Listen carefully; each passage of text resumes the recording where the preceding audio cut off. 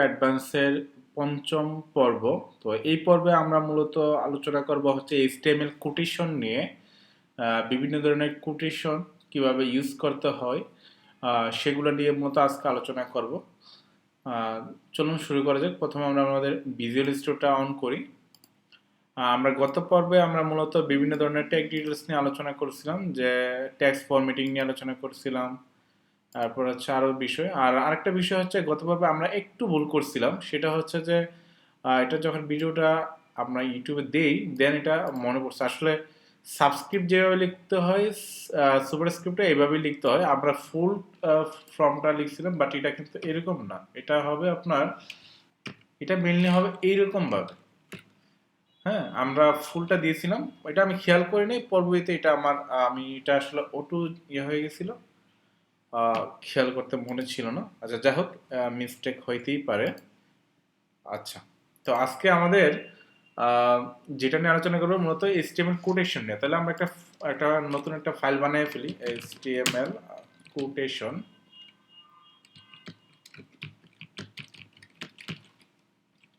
আর যেহেতু HTML, এটা আমরা HTML দিলাম। আচ্ছা, ওকে, তো আমরা একটা বেসিক স্ট্রাকচার দ্বারা করাই নেই, আর এটা হচ্ছে আমাদের HTML কোটেশনস আমাদের টাইটেল। আচ্ছা, এখানে আমরা আলোচনা করব HTML এ বিভিন্ন ধরনের কোটেশনস আছে। তো যেমন ব্লক কোড, তারপর হচ্ছে অ্যাব্রিভিয়েশনের জন্য abbreviation, address, site, video, HTML, অনেক ধরনের HTML এলিমেন্টস আছে। তো ব্লক কোড কিভাবে লিখতে হয়, কিভাবে অ্যাব্রিভিয়েশন ট্যাগ ইউজ করতে হয়, অ্যাড্রেস ট্যাগ ইউজ করতে হয়, সাইট ট্যাগ ইউজ করতে হয়, এই বিষয়গুলো নিয়ে মূলত আজকে আমাদের একটা একটা ধারণা নিব। তো প্রথমে আমরা একটু ব্লক কোডটাই দেখি, যে আসলে ব্লক কোডটা কিভাবে লিখতে হয়। ব্লক কোড মূলত কিসের জন্য ইউজ করবে এটা আগে বোঝার চেষ্টা করি। আসলে যখন কোনো একটা কিছু লিখতেছেন এবং আপনার ওই লিখা বা ওই আর্টিকেলে যখন কোনো বাহিরে কোনো সোর্স, হ্যাঁ, বা অ্যানাদার কোনো সোর্সের থেকে কোনো একটা ডাটা যখন আপনি কোডেড করতে চাচ্ছেন, সেটাকে মিন করার জন্য মূলত ব্লক কোড ইউজ করে। তো ব্লক কোড কিভাবে লিখে, আপনার ব্লক কোড লিখে হচ্ছে আপনার ব্লক কোড, এর মধ্যে আপনি যে ডাটাটা দেবেন সেই ডাটাটা আমি একটু একটু কি করা যেতে পারে, আমি একটু নেই, একটা পিটেক নেই, তারপর হচ্ছে লরেম 50 নিলাম। তারপর হচ্ছে আমি তার মধ্যে আমি একটু এই ব্লক কোডটা ইউজ করব। যেমন আমি এই ডাটাটা, আমি সাপোজ আমি এই ডাটাটা পাইছি হচ্ছে আপনার কি বলা যেতে পারে, যে অন্য কোনো একটা সোর্স থেকে। ব্লক কোড মূলত একটা ইন্ডেন্ট তৈরি করে আর কি। যেমন আমি আর একটু তৈরি করি, আমি লরেম এটা 10 দিই, ঠিক আছে। আচ্ছা, এখন এটাকে আমি একটু অন করি। আমরা লাইভ না দেখলে ব্যাপারটা বুঝতে পারবো না। তারপর হচ্ছে আমাদের HTML, দেন হচ্ছে আমাদের HTML কোটেশন। ওকে, এখানে দেখুন আমি প্রথমটা লিখছিলাম একটা প্যারাগ্রাফ, পি ট্যাগ ইউজ করছিলাম। তারপর আমরা ব্লক কোডের মধ্যে মূলত এটা এই এই 10টা ওয়ার্ড আমরা দিছিলাম। এই ব্লক কোডে দেওয়ার কারণে দেখেন এটা কিন্তু এই প্যারাগ্রাফ থেকে একটু ডিফারেন্ট হয়েছে, একটু ইনডেন্ট হয়ে গেছে। এটা শুরুটা হয়তো এইখান থেকে না হয় এটা কিছুটা ইনডেন্ট হয়ে এটা এখান থেকে শুরু হয়েছে। মূলত ব্লক কোডের কাজই হচ্ছে যে এটাকে একটু ডিফারেন্টভাবে কোডেড করা, যাতে বোঝা যায় যে এই ডাটাটা আমরা ডিফারেন্ট একটা সোর্স থেকে এই ডাটাটা আমরা নিছি। যেমন আমরা যদি একটু করি, this data collected from another source. ওকে, আমরা যদি এখন দেখি, অর্থাৎ এই ডাটাটা আমাদের another সোর্স থেকে আনা হয়েছে, এটা মিন করার জন্য মূলত ব্লক কোড ইউজ করে। ম্যাক্সিমামটা মেটেই হয়ে থাকে। আচ্ছা, আবার এটার আরেকটা ভার্সন আছে, আরেকটা হচ্ছে আপনার এটা শর্টকাটের জন্য মূলত ইউজ করে। যেমন আমাদের হচ্ছে যে আরেকটা প্যারাগ্রাফ নেই, নেওয়ার পরে আমরা লরেম পেজ দিই, তারপরে হচ্ছে আমরা এখানেই লিখি, এখানে লিখে হচ্ছে আমরা এটা আবার হচ্ছে শর্ট ফর্ম। কোটেশনের এই যে ব্লক কোডটা হচ্ছে একটু বেশি ইনডেন্ট করে, আর এটার মধ্যে একটু শর্ট করে ফেলে। আমি যদি একটু লিখি যে কি লিখা যায়, যে আচ্ছা কিছু একটা লিখি, WF কি লিখতে পারি যে build future where people live in harmony with nature। আচ্ছা, এতটুকু দিই। আচ্ছা, আর এটা পুরোটাকে আমরা একটা পি ট্যাগের মধ্যে নিয়ে আসি, প্যারাগ্রাফ ট্যাগের মধ্যে। আচ্ছা, এখন একটু যদি আমি দেখি, এখানে দেখেন এই যে WWF's goal is to build a future where people live in harmony with nature। এই দেখেন এইখানে আর এইখানে পুরোটা কিন্তু একটা প্যারাগ্রাফ, বাট একটা শর্ট একটা কোটেশন এইখানে দেওয়া হয়েছে, এখানে দেওয়া হয়েছে। এই যে শর্ট কোটেশনের জন্য মূলত আমরা কিউ ইউজ করব, এই যে কিউ কোডটা ইউজ করব। আর আমাদের বড় ধরনের, যেমন আমরা এখানে যেটা লিখছিলাম একদম ব্লক কোড যখন ইউজ করছিলাম তখন দেখেন একদম পুরোপুরি ইনডেন্ট করে জিনিসটাকে আলাদা করে ফেলছে, কিন্তু এটা কিন্তু আলাদাভাবে করে নাই, বাট এটাকে ইনলাইনের মধ্যেই একটা কোটেশন দিয়ে মূলত একটু সেপারেট করা হয়েছে। এই হচ্ছে ব্লক কোড আর নর্মাল কিউ কোডের ট্যাগের মধ্যে পার্থক্য। আচ্ছা, অনেক সময় আরো হয় যে আমি বলি যে অনেক সময় শর্ট ফর্ম লিখতে হয়, যেমন কোনো একটা অর্গানাইজেশন, সেটা শর্ট ফর্ম আপনি দিলেন, কিন্তু সেটাকে আপনি যখন সেটার মধ্যে মাউসটা নিবেন তখন এটার ফুল মানে মিনিংটা শো করে।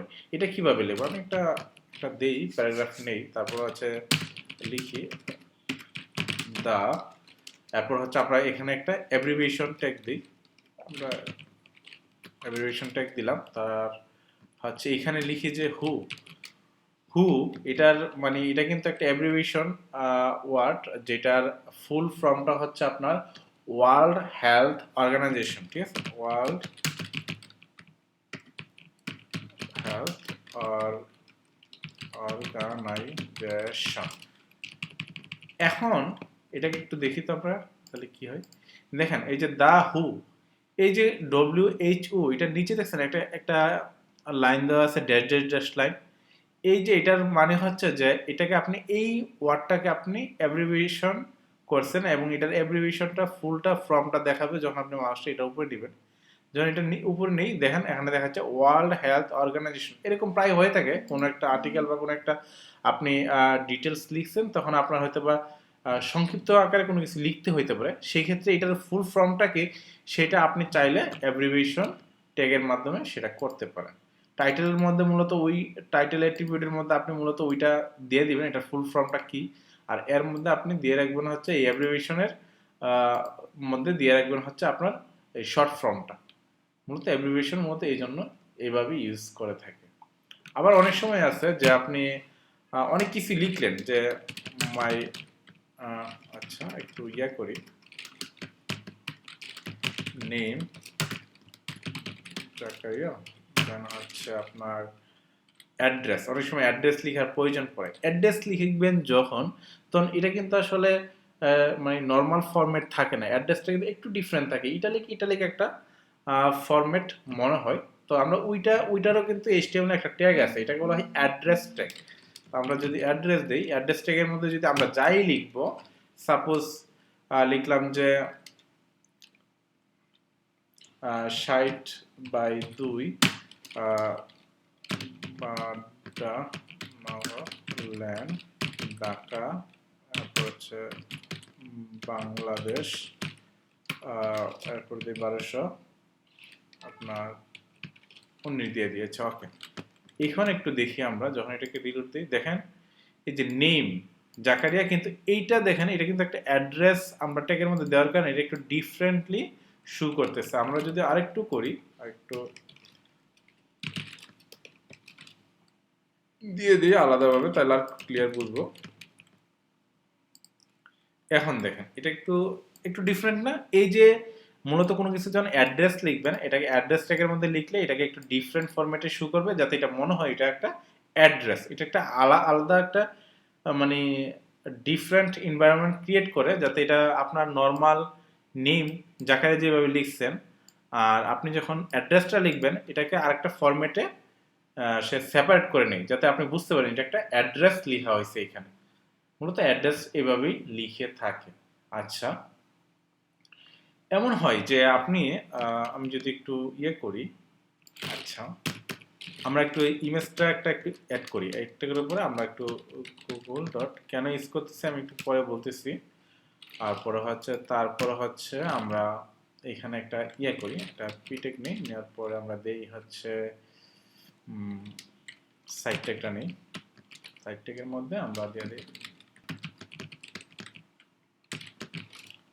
তারপরে হচ্ছে আমরা এনি নেম দিয়ে দিই, এনি নেম। আমরা যদি একটু দেখি, দেখেন এই যে ইমেজটা, এটা নিচে একটু শর্ট ফর্মে কিন্তু এখানে একটা নিচে দেওয়া আছে, এই যে এইটা দেন google.com আর ফাউন্ডার এনি নেম।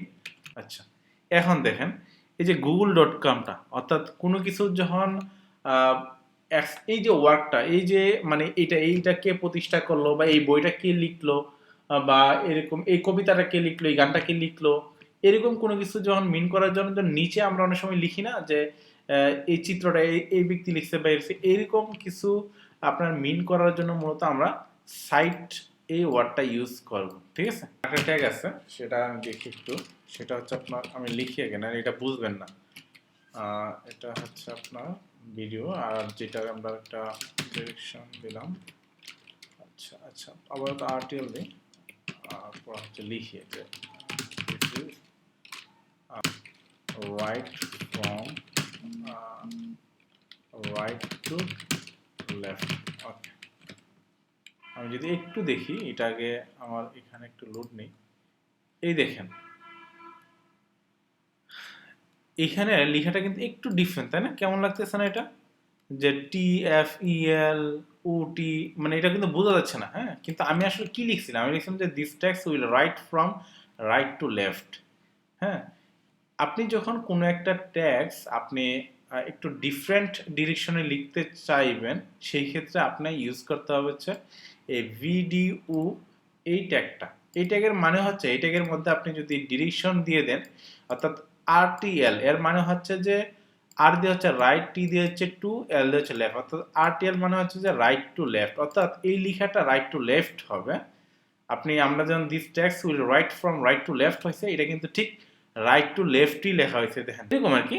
আর এগুলো আজকে আমাদের এই বেসিকটাই ছিল, যে আমরা কিভাবে আমাদের HTML এ কোটেশন আমরা লিখব, এরপর হচ্ছে শর্ট কোটেশন, এরপর হচ্ছে আমরা অ্যাড্রেস কিভাবে লিখব, তারপর হচ্ছে আমরা যদি চাই যে আমাদের টেক্সটের ডিরেকশনটা ডিফারেন্ট করে ফেলবো, সেক্ষেত্রে আমরা ভিডিওটা ইউজ করব।